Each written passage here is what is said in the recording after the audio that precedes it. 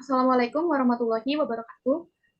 Kami dari kelompok satu dengan judul proposal yaitu menciptakan komunitas usaha ramah lingkungan guna meningkatkan minat dan daya tarik masyarakat. Sebelumnya, perkenalkan nama saya Khairunisa Diva Pertiwi dari program studi akuntansi angkatan 2021. Nama saya Radini Sika Farina Muksin dari Program Studi Akuntansi 2021. Nama saya Nabila Islamia dari Program Studi Akuntansi angkatan 2021. Saya Matius Kiawa dari Program Studi Akuntansi 2020.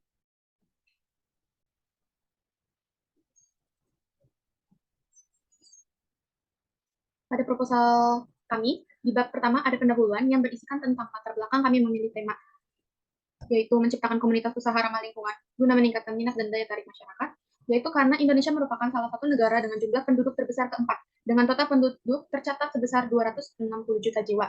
Hal ini menyebabkan tingkat konsumsi di Indonesia cukup besar, sehingga jumlah limbah yang tercatat pada tahun 2021 sebanyak 66 juta ton. Peningkatan jumlah sampah tiap tahunnya ini menyebabkan tempat pembuangan akhir menjadi penuh. Hal tersebut dapat menyebabkan berbagai pencemaran, baik udara, air, maupun tanah. Untuk itu, United Nations Framework Convention on Climate Change membuat suatu kesepakatan yang berisikan 17 target SDGs. Pada proposal kami memfokuskan pada tujuan SDGs yang ke-12, yaitu tentang konsumsi dan produksi bertanggung jawab atau sustainable consumption. Sustainable consumption merupakan konsumsi penggunaan barang dan jasa sebagai pemenuhan kebutuhan dasar untuk kualitas hidup lebih baik di masa depan, tanpa menimbulkan dampak buruk bagi lingkungan. Salah satu UMKM yang menerapkan sustainable consumption yaitu NAMU. NAMU merupakan salah satu UMKM ramah lingkungan yang memanfaatkan sisa-sisa industri seperti limbah kayu, kebanyakan menjadi sampah yang mencemari lingkungan. Kemudian, menurut Nair tahun 2013 menjelaskan bahwa faktor utama dalam menyelamatkan Asia adalah pola konsumsi dan produksi berkelanjutan. Dengan mengurangi pengelolaan lingkungan yang tidak ramah, dengan menghitung biaya kerusakan sumber daya, emisi, dan jasa lingkungan. Oke, untuk selanjutnya, bab 2. Pada bab 2 ini akan dibahas terkait skenario gagasan. Jadi mengenai penjelasan terkait tema yang tim kami angkat dari tujuan SDGs yang ke-12, yaitu konsumsi dan produksi yang berkelanjutan.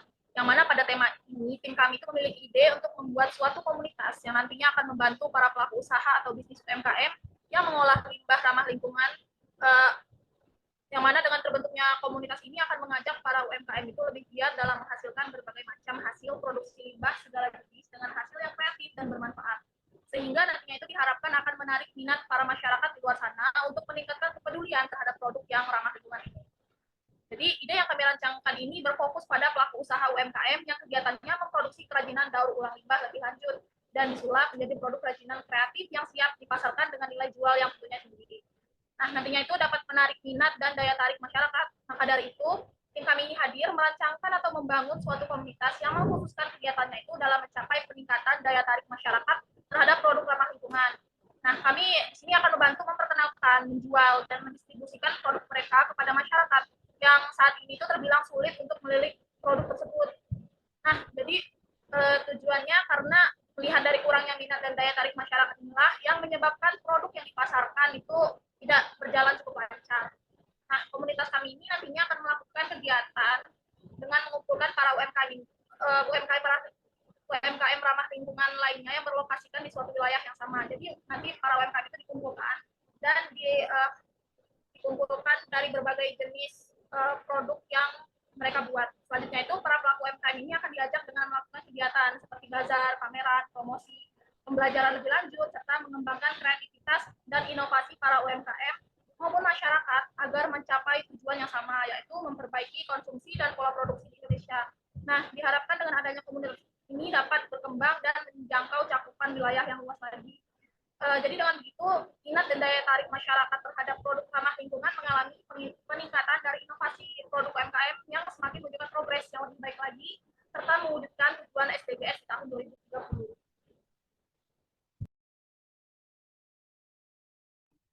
Selanjutnya di bab ketiga yaitu tahap pelaksanaan. Dalam proses pelaksanaan pembuatan video, tim kami melakukan kunjungan ke beberapa tempat yaitu yang salah satunya adalah TPA atau tempat pembuangan akhir dan salah satu UMKM yang memanfaatkan limbah sebagai bahan pembuatan produk mereka. Serta kami mengambil beberapa scene video di Universitas Pembangunan Jaya. Pemilihan tempat untuk video yang akan kami buat dipilih sesuai dengan skenario yang telah dibuat sebelumnya. Adapun berikut ini beberapa foto tempat-tempat yang akan kami kunjungi. Tempat yang kami pilih bersama adalah tempat yang masih dalam satu wilayah yang sama dengan kami, yaitu sekitaran Kota Tangerang dan Tangerang Selatan, Provinsi Banten. Lokasi TPA berada di Sampah Rawa Kucing, Malasari, Kota Tangerang, Banten. Sebelum melakukan kunjungan dan pembuatan video di tempat tersebut, kami telah menyiapkan surat perizinan jika hal tersebut diperlukan oleh pengurus atau penjaga tempat yang dimaksud. Sedangkan untuk metode editing yang akan dipakai dalam pembuatan video ini, kami menggunakan metode digital atau komputer.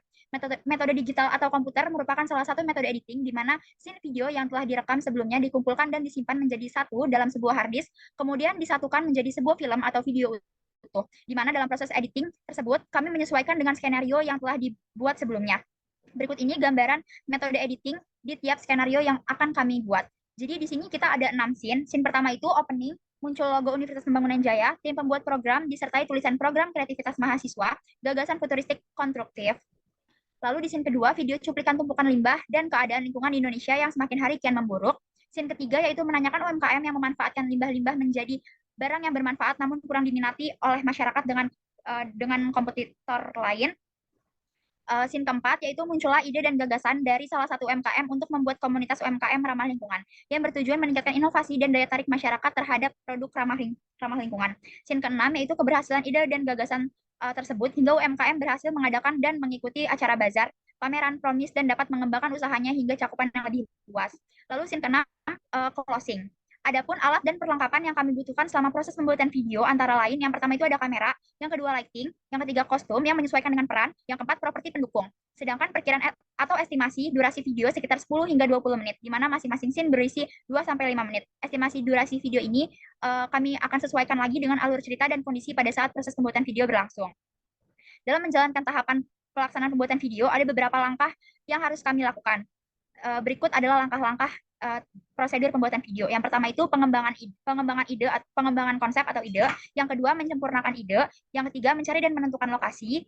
Yang keempat mencari aktor atau peran. Yang kelima membentuk dan mengkoordinasi kru dan staf pembuatan video. Yang keenam melakukan proses syuting. Yang ketujuh melakukan proses pengeditan. Dan selanjutnya bab 4, yang dimana bab 4 ini menjelaskan mengenai biaya dan jadwal kegiatan. Adapun anggaran biaya yang diperlukan dalam pembuatan video yaitu sebesar 5.350.000. Kemudian jadwal kegiatan, yang dimana adanya agenda jadwal kegiatan yang dilakukan yakni pada bulan November, bulan Desember, dan bulan Januari. Dan kemudian adanya lampiran yang dilampirkan dalam proposal ini. Yang pertama yaitu format perlengkapan administrasi.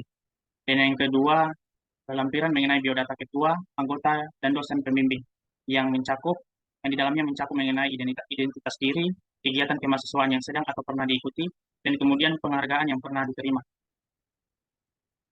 Dan lampiran yang ketiga mengenai justifikasi anggaran kegiatan. Dan lampiran yang keempat mengenai susunan organisasi tim kegiatan dan pembagian tugas. Dan lampiran yang kelima mengenai sinopsis PKM IFK. Dan lampiran yang terakhir atau lampiran keenam mengenai surat pernyataan ketua pelaksana, yang dimana di dalamnya mencakup tanda tangan dari tim pelaksana.